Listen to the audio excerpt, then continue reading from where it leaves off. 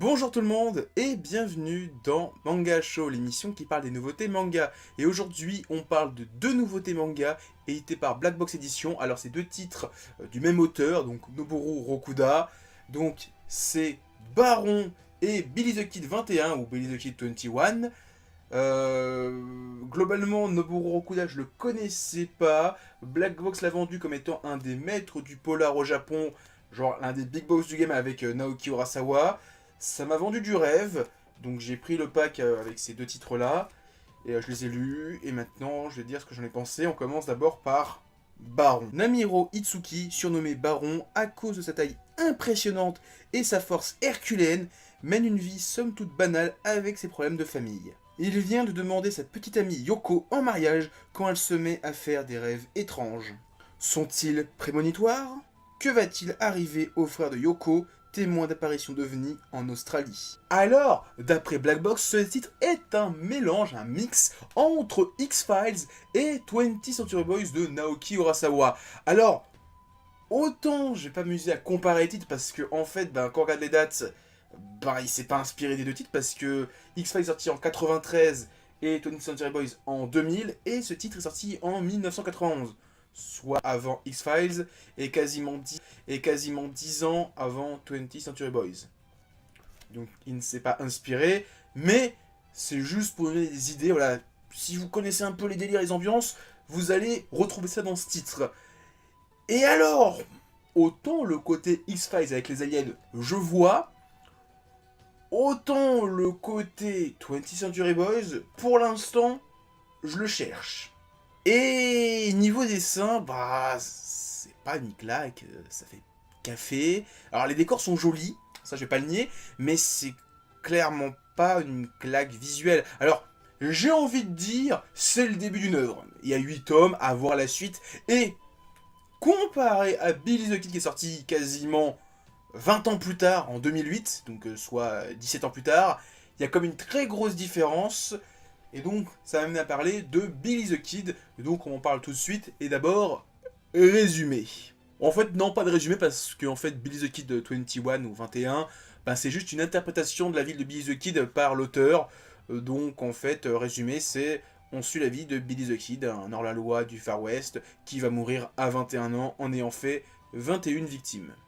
Voilà, c'est ça le speech de Billy the Kid 21. Alors, je ne pense pas que Billy the Kid 21, ça soit une œuvre autobiographique fidèle. C'est censé être une interprétation. Donc, il y a sûrement des dérivés par rapport aux faits historiques réels. Et l'auteur a l'air d'être un très grand fan de Far West parce que dans les petits post-face qu'il a à la fin du tome, il raconte qu'il a vu pas mal de films de Far West centrés sur Billy the Kid.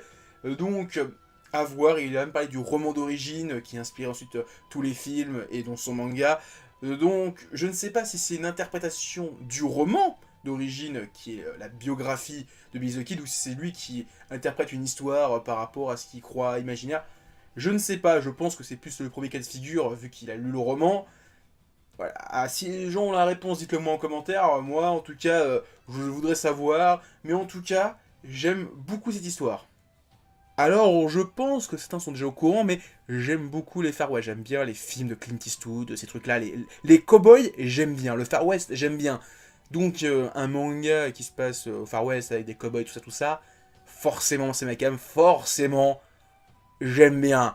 Et alors, j'aime beaucoup aussi, alors ça n'a rien à voir avec le fait que ce soit le fait des Far West, des cowboys, tout ça, mais j'aime bien le parti pris, alors peut-être pas artistique, mais scénaristique, de commencer le récit. Alors c'est le chapitre 1, on commence, et c'est même pas le chapitre 1 en fait, c'est le chapitre 0, on commence par la mort de Billy the Kid. On nous montre qui va le tuer. Qui va le tuer à 21 ans.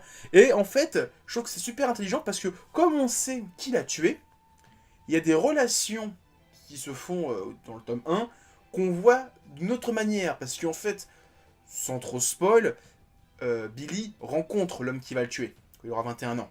Il le rencontre, il a 14 ans. Et donc, on a une autre vision de ce personnage-là parce qu'on sait qu'il va tuer Billy. Donc il y a des trucs où on se dit, attends voir, est-ce que tu ferais pas ça pour ça?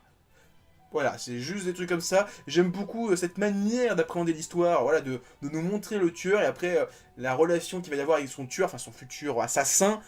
J'ai beaucoup aimé. Ça, je vous le dis, j'ai beaucoup aimé.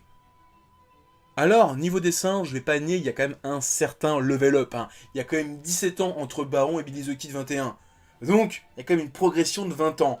Par contre, ça je vais être peut-être un peu méchant, mais quand on me vend une série pour son contenu graphique, que c'est censé être époustouflant, alors je suis légèrement déçu. Alors oui, les décors sont ouf, hein, je kiffe les décors. Les doubles plages sont dingues et les mises en scène de gunfight, elles sont stylées. Mais peut-être que c'est moi qui m'en ai à beaucoup de choses, beaucoup trop de choses, et des trucs de malades mentaux. Et bah, quand j'ai lu le tome, je me suis dit, ouais, c'est bien, mais c'est pas une claque visuelle. Je m'attendais vraiment à un truc qui allait me foutre une putain de mandale de cow-boy, et que j'allais faire 3 fois le tour de mon slip sans toucher l'étiquette.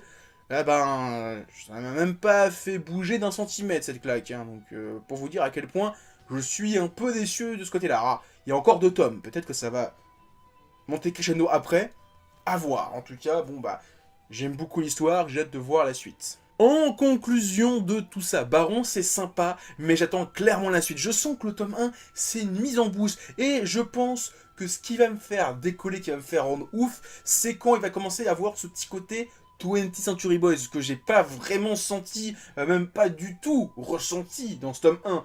Donc j'ai hâte de voir la suite, et peut-être que dans les prochains tomes, je vais prendre une grosse claque. Et concernant Billy the Kid, j'adore l'univers Far West. J'ai quand même kiffé les dessins, même si c'est pas une claque visuelle, et j'attends la suite, surtout que c'est une série en 3 tomes, donc ça va être assez court. J'attends la suite. Voilà, ça en tout cas, Blizz the Kid, j'attends vraiment la suite. Alors, avant de se quitter, j'aimerais faire une dernière petite annonce, c'est que Black Box a annoncé 4 autres titres dans un futur participatif pour 2019 lié à d'autres titres de l'auteur, donc Noboru Rokuda. Donc je vais faire une petite liste voilà, sur les 4 titres, enfin une petite annonce, peut-être vous donner envie, et moi, qu'est-ce qui m'attire le plus parmi ces 4 titres-là. Pour commencer, il y a Cinéma en 4 tomes, et d'après ce que j'ai cru comprendre, c'est un seinen un petit peu humoristique, lié au milieu des Yakuza, qui sont liés au milieu du cinéma. J'aime beaucoup l'univers des Yakuza, ça a l'air vraiment être un univers assez obscur, qu'on connaît pas forcément. J'ai hâte de voir ça, surtout que c'est censé être une série humoristique, donc à voir ce que peut faire l'auteur sur l'humour, les Yakuza, et un milieu qu'on connaît pas forcément, hein, le cinéma, les Yakuza, tout ça, tout ça. J'ai envie de voir, je suis curieux. Kura, une série en 3 tomes. Alors c'est l'histoire d'un joueur de baseball qui a un terrible secret, c'est un vampire. Ça a l'air bizarre quand même, hein. Là j'avoue que quand j'ai lu le résumé, je me suis dit quoi? Quoi? Donc à voir la suite, là j'avoue je suis pas hyper chaud pour ce titre-là.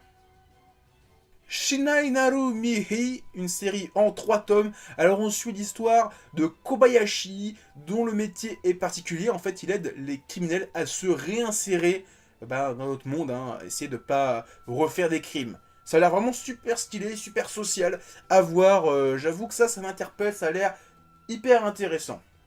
Et la dernière série, c'est Yorokobi no Hibi, une série en 2 tomes. Donc on suit les aventures d'un photographe qui vient retrouver sa femme pour la convaincre d'emmener sa fille en voyage en Afrique. Et sauf que quelques jours plus tard, sa fille est portée disparue. Alors là, néant total, ça me donne pas du tout envie. Voilà, franchement, pour l'instant, le cinéma Yakuza, ça me tente, et l'histoire du mec qui est des réinsertions sociales, ça a l'air stylé. Les deux autres, honnêtement, Osef, ça me donne pas du tout envie.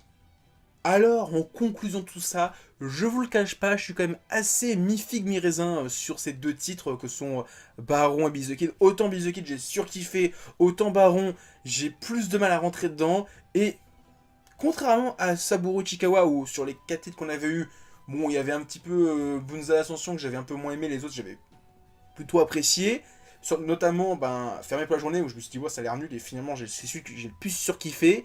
Là, j'avoue que 2 titres, il y en a un, je suis pas rentré dans l'autre, je kiffe parce que c'est les univers que je kiffe. Je vais être honnête, je vais pas sauter sur le prochain participatif, je vais pas le faire Day One. Hein. Je sais même pas si je vais le faire ce participatif-là. À voir. À voir les prochains temps. Voilà, j'attends la suite de Baron et de Billy the Kid pour me faire un avis définitif sur l'auteur. Là, honnêtement, Billy the Kid, j'aime. Baron, moyen. Voilà, moyen. Donc je vais pas sauter sur le prochain participatif de Noboru Rokuda. C'est triste, hein, parce que peut-être qu'il y a d'autres trucs qui vont me plaire hein, dedans, et peut-être qu'en fait les séries que j'aime pas trop, je vais les surkiffer, mais là j'avoue que ce que je viens de lire, mi-figue, mi-raisin, comme je dis, et la suite, ce qu'ils annoncent, bah pareil, il y en a la moitié qui m'intéresse pas. Donc à voir. Voilà, à voir.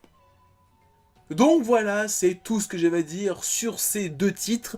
Moi maintenant, je vais vous quitter, mais avant ça, mettez plein de pouces bleus, laissez des commentaires, partagez la vidéo sur les réseaux sociaux. Il y a mon Facebook, mon Twitter, mon Discord dans la description. Et moi je vous dis à plus, continuez à lire des mangas et à regarder des animas. Allez, ciao tout le monde.